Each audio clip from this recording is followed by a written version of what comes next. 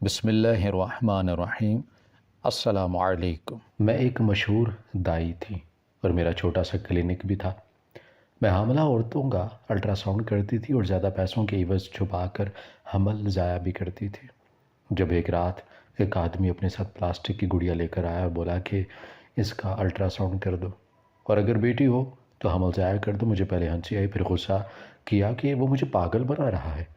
پر جب اس نے زیادہ پیسوں کی لالچ دی تو میں ہنستے ہوئے اس گڑیا کا الٹرا ساؤنڈ کرنے لگی، لیکن میری جان نکل گئی جب واقعاً الٹرا ساؤنڈ میں دو۔ میرا نام سعدیہ غفار ہے، میرا تعلق وہاڑی سے ہے۔ ہم 3 بہن بھائی ہیں، ابا ہمارے بچپن ہی میں انتقال کر گئے تھے۔ ہم گاؤں کے رہنے والے تھے۔ ہمارا 2 کمروں پر مشتمل گھر تھا جس میں ہم اور چاچو کی فیملی رہا کرتے تھے۔ بہت مشکل سے ہمارا گزارا ہوتا تھا۔ ابا ایک سرکاری ہاسپٹل میں ملازم تھے۔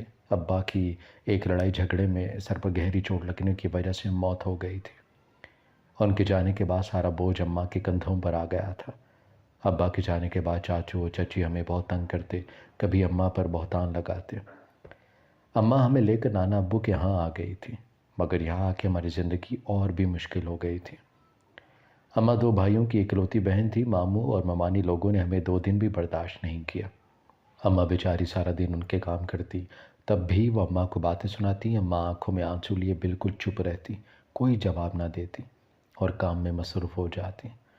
ممانی ہم پر الزام لگاتی، کبھی خود ہی اپنے برتن توڑ دیتی، کبھی اپنے کمرے میں موجود بیڈ سے لے کر پردوں کو کینچی سے کاٹ دیتی اور ہم بچوں پر الزام لگا دیتی، جس کی وجہ سے ماموں کو ہم بوجھ لگنے لگے اور پھر ہمیں مارنے بھی لگے۔ اماں چپ چاپ سبھی کچھ دیکھتی اور کسی سے کچھ نہ کہتی۔ میں بڑی تھی اور مجھ سے چھوٹی میری بہن اور بھائی تھے۔ میں اماں اور بہن بھائی کے ساتھ ہونے والی سب زیادتیوں کو سمجھ رہی تھی۔ اماں سے کہتی کہ ہم واپس چلتے ہیں، ہمیں یہاں نہیں رہنا، مگر اماں کہتی کہ میں اکیلی کہاں جاتی تم لوگوں کو لے کر، یہاں تمہارے نانا ابو ہیں، وہ ہم سے بہت پیار کرتے ہیں۔ نانا ابو نے مجھے اور میری چھوٹی بہن اقرا کو اسکول میں داخل کروا دیا۔ بھائی ابھی بہت چھوٹا تھا۔ اماں دن بھر ممانیوں کی خدمت کرتی، ان کے بچوں کو سنبھالتی، اور جب ماموں لوگ گھر آتے تو کہتی کہ تمہاری بہن تو سارا دن آرام کرتی ہے، پانی تک خود نہیں پیتی۔ اس طرح کی باتیں روز کا معمول بن چکی تھی۔ ایک دن ممانی نے پتہ نہیں کیا کہا، ماموں غصے میں آئے اور اماں سے کہا کہ اگر یہاں رہنا چاہتی ہو تو جو ہم کہیں گے وہی کرنا ہوگا، ورنہ نتیجے کی ذمہ دار تم خود ہوگی۔ اماں ہمیں گلے لگائے رو رہی تھی۔ نانا ابو دوسرے شہر گئے ہوئے تھے۔ جب اگلے دن آئے تو میں نے سب کچھ نانا ابو کو بتا دیا۔ نانا ابو کچھ دیر خاموش رہے، پھر میری طرف دیکھا، ماتھا جھما اور گھر سے باہر چلے گئے۔ نانا ابو میری امی سے کوئی بات کر رہے تھے اور ممانی دروازے کے ساتھ کان لگا کر سن رہی تھی، اور ان باتوں کو اور ہی رنگ دے کر ماموں کو بتا دیا کہ تمہاری بہن اپنے باپ کے سامنے ہماری برائیاں کرتی ہے، دونوں باپ بیٹی مل کر مجھے مار دینا چاہتے ہیں۔ ماموں نے امی کو بلا کر ان کی بہت بے عزتی کی اور ماموں سے کہا بھی ایسی کوئی بات نہیں ہے، ساری غلط فہمی ہے، پر وہ وہی کچھ سچ سمجھتے جو ان کی بیوی ان کو بتاتی۔ کتنی عجیب بات ہے کہ ایک ماں کی اولاد کتنے سال ایک ساتھ رہتی ہے، لیکن جیسے ہی ان کی شادی کر دی جاتی ہے وہ سب بہن بھائی بدل جاتے ہیں۔ وہی بہن ان کو اپنی خوشیوں کی دشمن لگتی ہے۔ نانا ابو ہمارے لیے بہت خوبصورت کپڑے لے کر آئے تھے۔ میں اور میری بہن بہت خوش تھے کپڑے دیکھ کر، اور خوشی خوشی وہ کپڑے سبھی کزن کو دکھانے لگے، اور اگلی صبح میرا جوڑا کسی نے کاٹ کر پھینک دیا تھا۔ میں رونے لگی، جا کر اماں کو بتایا، مگر وہ ہوں ہاں کرتی رہی۔ اماں بہت چپ تھیں، پریشان تھیں۔ تب وہاں ماموں آئے اور اماں سے کہا کہ اگلے جمعے کو تمہارا نکاح ہے راشد سے، تیاری کر لو۔ اماں سکتے کی حالت میں ماموں کو دیکھ رہی تھیں، وہ سب کچھ کہہ کے جا چکے تھے۔ ممانی پاس کھڑی مسکرا رہی تھی۔ میں نے اماں کو کہا کہ ماموں کیا کہہ کر گئے ہیں، کس کا نکاح ہے؟ اماں ہمیں خود سے لگائے پھوٹ پھوٹ کر رونے لگی۔ میں نے کہا کہ اماں بتائیں کیا ہوا ہے، ماموں کس کے نکاح کی بات کر رہے تھے؟ اماں روتے روتے بے ہوش ہوگی۔ میں نے ماموں کا آواز دے مگر کسی نے بھی آ کر میری ماں کو دیکھنا تک گوارا نہیں کیا۔ میں باہر کی طرف بھاگی نانا ابو کو بلانے۔ جب وہ گھر میں داخل ہوئے تو میں نے نانا ابو کو کہا کہ اماں کو پتہ نہیں کیا ہو گیا ہے۔ نانا ابو اماں کو ہاسپٹل لے گئے، ڈاکٹر نے بتایا کہ سٹریس کی وجہ سے بے ہوش ہیں۔ شام کو نانا ابو اماں کو گھر لے آئے اور ماموں لوگوں کو کمرے سے بلایا۔ نانا ابو نے ماموں سے پوچھا کہ میرے ہوتے ہوئے تمہاری اتنی جرت کہ میری بیٹی سے ایسا سلوک کرو؟ تب ممانی نے کہا کہ اس کے بھلے کے لیے ہم نے سوچا کہ اس کو اور اس کے بچوں کو سہارا مل جائے گا، سر پہ باپ ہو تو کوئی آنکھ اٹھا کر نہیں دیکھتا، ارے یہ تو شکر منائے کہ میرا بھائی اس 3 بچوں والی کو سہارا دینے کے لیے تیار ہے۔ نانا ابو نے کہا کہ اپنی حد میں رہو، میں بھی زندہ ہوں، میرے ہوتے ہوئے تمہاری چالاکیاں کام نہیں آئیں گی۔ میں نے شہر والا گھر اور 2 ایکڑ زمین اپنی بیٹی کے نام کر دی ہے۔ وہ نہ کبھی پہلے مجھ پر بوجھ تھی اور نہ ہی آج بوجھ ہے۔ یہ سب سنتے ہی ماموں اور ممانیاں سکتے میں آ گئے۔ نانا ابو نے اماں سے کہا کہ بچوں کو تیار کرو، صبح ہی میں تم کو تمہارے گھر لے کر چلوں گا۔ یہ فیصلہ مجھے بہت پہلے کر لینا چاہیے تھا۔ ماموں لوگ نانا ابو کے سامنے کچھ بھی بولنے کی ہمت نہیں کر سکے۔ سب اپنے اپنے کمروں میں چلے گئے۔ نانا ابو بھی آرام کرنے لیٹ گئے۔ اماں کو بس اپنے باپ کا سہارا تھا۔ پہلے بڑے ماموں نے اماں کی شادی کم عمری میں کر دی تھی کیونکہ ان کی بیوی کو میری ماں کا وجود برداشت نہیں تھا۔ اب جب بیوہ ہو گئیں تو مزید ممانی سب کے کان بھر رہی تھی، لیکن ہمارے نصیب میں گھر جانے کی خوشی نہیں لکھی تھی۔ ایک صبح ایک غم کا پہاڑ ٹوٹ پڑا جب ممانی کی نانا ابو کے کمرے سے زور زور سے رونے اور چیخنے اور چلانے کی آوازیں آئیں۔ ہم سب نانا ابو کے کمرے میں آئے جہاں نانا ابو زمین پر پڑے تھے۔ ہماری تو دنیا ہی ویران ہو گئی تھی۔ ابو کے جانے کے بعد بس ایک نانا ابو ہی تو تھے جن کے سہارے اماں اور ہم رہ رہے تھے۔ نانا ابو کو گئے ابھی 2 دن بھی نہیں ہوئے تھے جب ماموں لوگ امی سے اس گھر اور زمین کے کاغذ مانگنے لگے جو نانا ابا نے اماں کے نام کیے تھے۔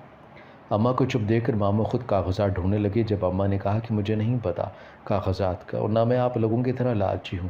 گھر جائیداد آپ کو مبارک ہو، میں اپنے بچوں کو لے کر جا رہی ہوں یہاں سے۔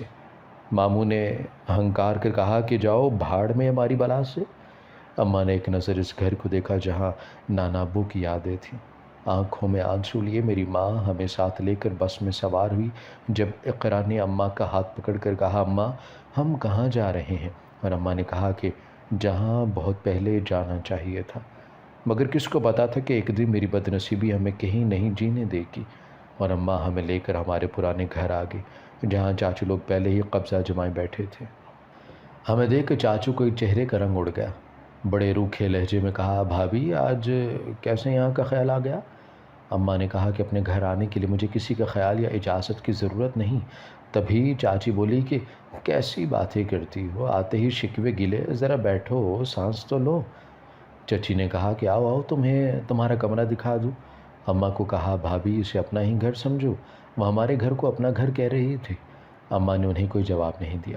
چچی چلی گئی جب اماں اپنے گھر کو بہت غور سے دیکھ رہی تھی، کسی سوچ میں کھو گئی تھی۔ ابھی کچھ ماہ پہلے جب اماں اس گھر سے گئی ہی تھی، جب چاچو نے کہا کہ بھابھی اگر آپ مان جائیں تو میں سوچتا ہوں ان بچوں کو باپ کا پیار مل جائے اور آپ بھی ہمیشہ یہیں رہ سکیں گی۔ اماں اٹھ کھڑی ہوئی، چاچو سے کہا کہ آپ کو اس فکر میں مبتلا ہونے کی ضرورت نہیں، میں نے اپنے بچوں کو ماں اور باپ دونوں کا پیار دیا ہے، کبھی باپ کی کمی محسوس نہیں ہونے دی۔ تو چاچو بولے نہیں نہیں، میں نے تو بس آپ کے بھلے کی بات کی ہے۔ میرا دوست ہے، اس کے 2 بچے ہیں، ان کو ماں مل جائے گی اور ان بچوں کو باپ بھی۔ آپ جوان ہیں۔ اور ابھی چاچو کچھ بولتے جب اماں نے کہا کہ اپنی حد میں رہیں ورنہ میں بھول جاؤں گی کہ میرا آپ سے کوئی رشتہ بھی ہے۔ تبھی چاچو بڑے غصے میں باہر نکل گئے۔ تبھی چچی کمرے میں آئی اور کہا کہ اگر تم اپنی اور ان بچوں کی بھلائی چاہتی ہو تو اس آدمی سے شادی مت کرنا، وہ ایک آوارہ آدمی ہے۔ میں تو کہتی ہوں بچوں کو لے کر کہیں اور چلی جاؤ ورنہ تمہارا دیور زاہد تمہیں بیچ دے گا۔ اور میری ماں بیچاری ہماری طرف دیکھ رہی تھی جیسے کہہ رہی ہو کہ تمہاری ماں بہت بد نصیب ہے۔ میں نے آگے بڑھ کر اماں کے گلے لگ گئی تھی۔ رات اسی طرح پریشانی میں گزر گئی۔ جب آنکھ کھلی تو فجر کی اذان کی آواز آئی۔ اماں کو دیکھا تو وہ رو رو کر اللہ سے دعا مانگ رہی تھی۔ میں کچھ کرنا چاہتی تھی اپنی ماں کے لیے مگر کچھ نہیں کر پا رہی تھی، خود کو بے بس محسوس کر رہی تھی۔ اماں نے بیگ تیار کیا، میری طرف دیکھا تو ہلکا سا مسکراتی، یہ کہتے ہوئے کہ ابھی سفر ختم نہیں ہوا۔ میں اپنی ماں کو دیکھتی رہی۔ اماں نے اقرا کا ہاتھ پکڑا اور میں نے اپنے بھائی رضا کو ساتھ لیا اور ایک نامعلوم سفر کے لیے نکل پڑے۔ ہم کہاں جا رہے تھے پتہ نہیں، گھر سے نکلے اور ٹیکسی میں سوار ہو گئے۔ وہ انکل 5 بار پوچھ چکے تھے کہ بہن آپ کو جانا کہاں ہے؟ اماں اپنی سوچوں میں کہیں گم تھی اور میں نے کہا کہ انکل جی آپ ہمیں کسی ایسی جگہ چھوڑ دیں جہاں کبھی ہمیں کوئی مارے نہ کبھی میرے بہن بھائی روئے۔ وہ میری بات سن کر افسردہ ہو گئے۔ اماں نے کہا کہ بھائی صاحب آپ کسی ایسی جگہ اتار دیں جہاں ہمیں کوئی رہنے کو گھر مل جائے، اور اس دن وہ انکل ہمیں اپنے ساتھ اپنے گھر لے گئے۔ ان کا ایک بیٹا تھا، اماں وہاں رہنا نہیں چاہتی تھی پر اس انکل نے کہا کہ مجھے اپنا بھائی سمجھے اور بہنیں بھائیوں پر بوجھ نہیں ہوتی، آج سے یہی آپ رہیں گے۔ وہ لوگ غریب تھے پر ان کے دل بہت بڑے تھے۔ سگے رشتوں نے ہمارا جینا حرام کیے رکھا اور ایک خیر ہو کر ہمیں اپنے گھر میں جگہ دے رہا تھا۔ ہم اسی انکل کے ساتھ رہنے لگے، وہ جو کچھ اپنے بیٹے کے لیے لاتے وہی میرے بھائی کو بھی دیتے۔ ہم ایک سرکاری اسکول میں جانے لگے۔ میں نے لیٹ اسکول جانا شروع کیا تھا، جس پر اسکول میں لڑکیاں میرا مذاق بناتی، پر وہ کیا جانتی کہ میں کیسا نصیب لے کر پیدا ہوئی ہوں۔ اپنی ماں باپ کی لاڈلی تھی، پر جیسے ابا کی موت ہوئی میرے نصیب بھی ہار گئے اور میں ایک احساس کمتری میں مبتلا رہتی۔ بہت ڈرپوک تھی، میں لوگوں کی آنکھوں میں آنکھیں ڈال کر بات نہیں کر سکتی تھی۔ اماں بہت کوشش کرتی پر میرے اندر وہ اعتماد پیدا نہیں ہوتا تھا جو بچپن میں تھا۔ میں زیادہ لوگوں کے درمیان گھبرا جاتی تھی، میری کوئی سہیلی بھی نہیں تھی، نہ مجھے کبھی ضرورت محسوس ہوئی تھی۔ اماں کہتی کہ پڑھو کچھ بنو، میری جیسی در در کی ٹھوکریں کھانے سے بچ جاؤ گی۔ خود اماں کپڑے سلائی کرتی جسے اچھی آمدنی ہونے لگی تھی، اور انکل کی بیوی نے بھی کبھی ہمارے ساتھ فرق نہیں کیا تھا۔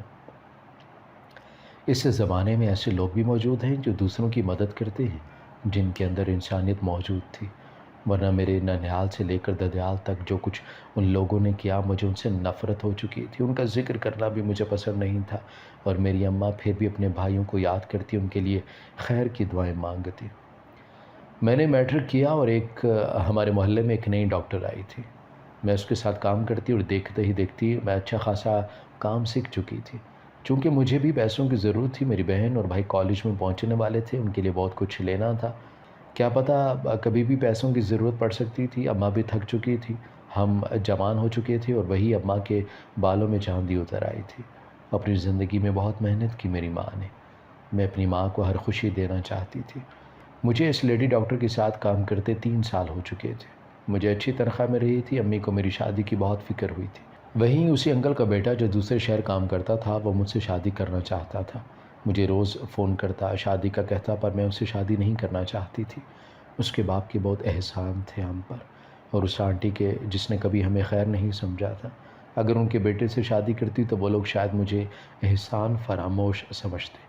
نہ جانے میرے بارے میں کیا سوچتے، اس لیے میں یہ شادی نہیں کرنا چاہتی تھی، پر انکل کے بیٹے جس کا نام منیب تھا، میں اس سے تنگ آ چکی تھی۔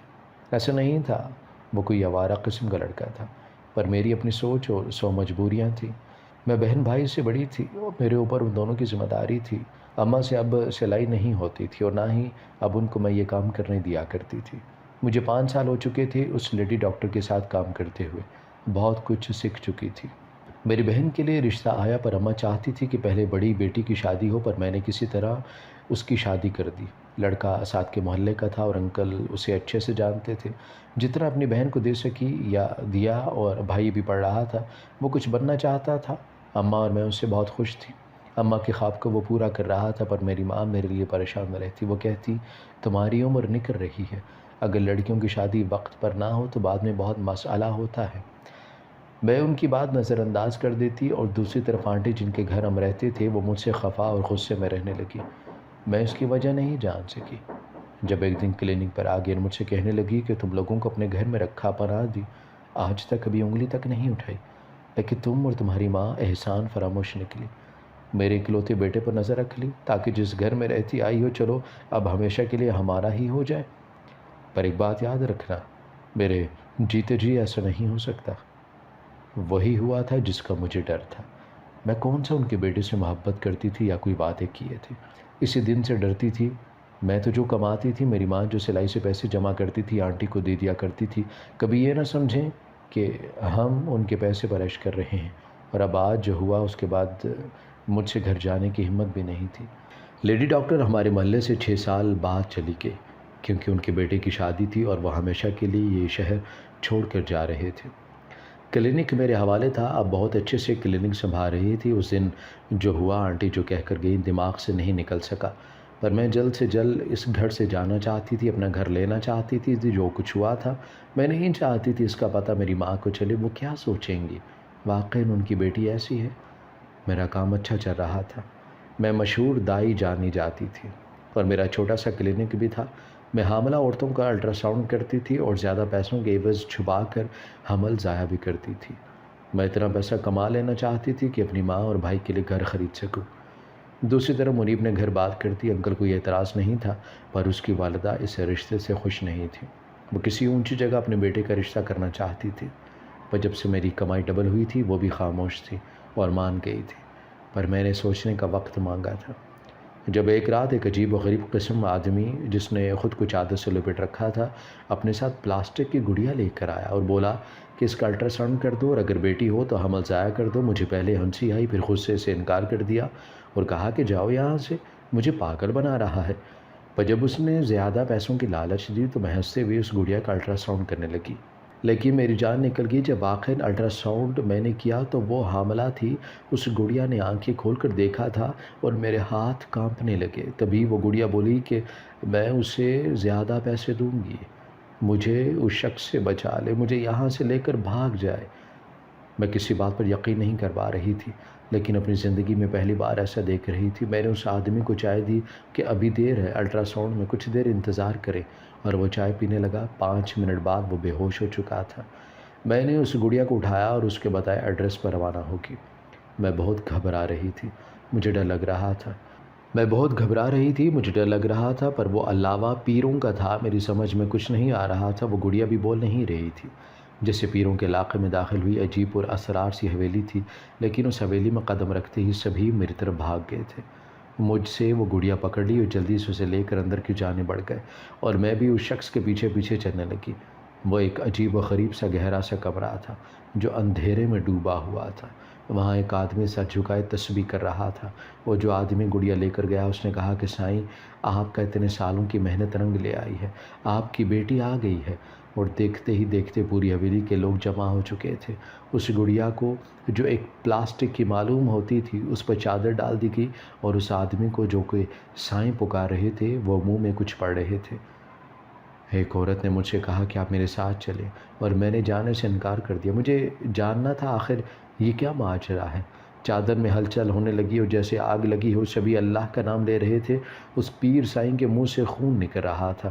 وہ اونچا اونچا کچھ پڑھنے لگی اور پھر یکدم ان کے خون کی الٹی آئی اور ان کے خادم ان کو پانی پلانے لگے۔ اور جیسے ہی چادر اٹھائی تو مجھے اپنی آنکھوں پر یقین نہیں آ رہا تھا۔ وہ گڑیا نہیں، ایک لڑکی تھی جس کو ایک گڑیا کے اندر قید کیا گیا تھا۔ اس لڑکی کی ماں نے بتایا کہ میرے شوہر کا ایک شاگرد تھا جو بہت طاقتیں رکھتا تھا۔ وہ عملیات سیکھ گیا اور میرے ہی شوہر کے خلاف ہو گیا اور ان سے مقابلہ کرنے لگا۔ ہر بار وہ ہار جاتا تھا، کیونکہ استاد ہی ہوتا ہے۔ اور جب میری بیٹی پیدا ہوئی تو جب وہ 7 سال کی تھی وہ ایک گڑیا کے ساتھ کھیل رہی تھی، اور اچانک وہی جادوگر آیا اور اس نے میرے شوہر سے بدلہ لینے کے لیے اسی گڑیا کے اندر میری بیٹی کو قید کر دیا۔ اس کے ساتھ ظلم کرتا رہا۔ جس آدمی کو سب پیر سائیں پکار رہے ہیں وہی میرے شوہر ہیں۔ وہ پچھلے 13 سال سے بھوکے پیاسے اسی کھنڈر نما کمرے میں مصروف ہیں۔ وہ جادوگر اتنا خطرناک ہو چکا تھا کہ جو لڑکی یا جو چیز اسے چاہیے ہوتی وہ اس کو اپنے قید میں لے لیتا، اور میرے شوہر کئی سال سے چلا کاٹ رہے تھے، اور دیکھتے ہی دیکھتے ایک دن وہی جادوگر تمہارے پاس آ گیا، اور تمہارے پاس اس لیے نہیں آیا تھا کہ گڑیا کا الٹرا ساؤنڈ کر دو، بلکہ وہ تمہاری چھوٹی بہن کو لینے آیا تھا جس کے لیے اسے تمہاری ضرورت تھی۔ ہمیں تمہارے آنے کی خبر ہو چکی تھی۔ اس شام جیسے تم وہاں سے نکلی، پیر سائیں کو ایک دیے کے اندر نظر آنے لگی، اور وہ اتنے سالوں بعد باہر نکلے۔ مجھ سے کہا کہ خوشی مناؤ، تمہاری بیٹی واپس آ رہی ہے۔ وہ لڑکی جو گڑیا میں قید تھی وہ ایک خوبصورت لڑکی تھی، اور میں نے اس کی ماں سے کہا پر یہ تو حاملہ ہے۔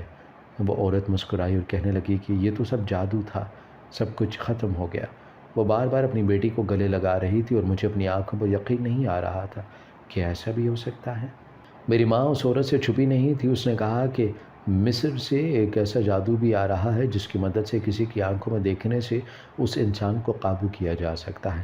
ہم جتنا اپنے دین سے دور ہو چکے ہیں اتنا ہی پستی کی جانب بڑھ رہے ہیں۔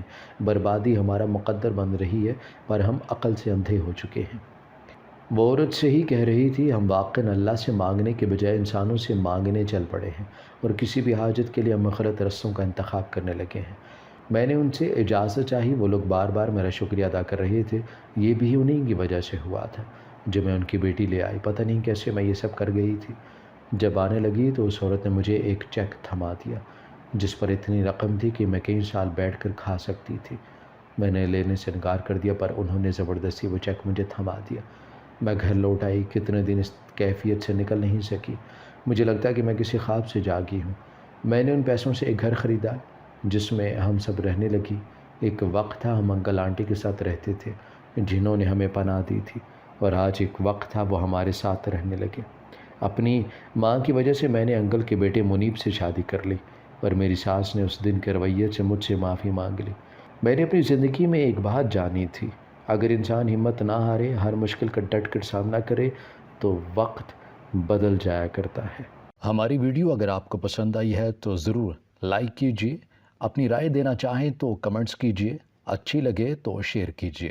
اس کے ساتھ ساتھ اگر آپ نے ہمارا چینل سبسکرائب نہیں کیا تو ضرور کیجیے، اور بیل آئیکن پر لازمی کلک کیجیے تاکہ ہماری ہر آنے والی ویڈیو آپ تک بر وقت پہنچ سکے۔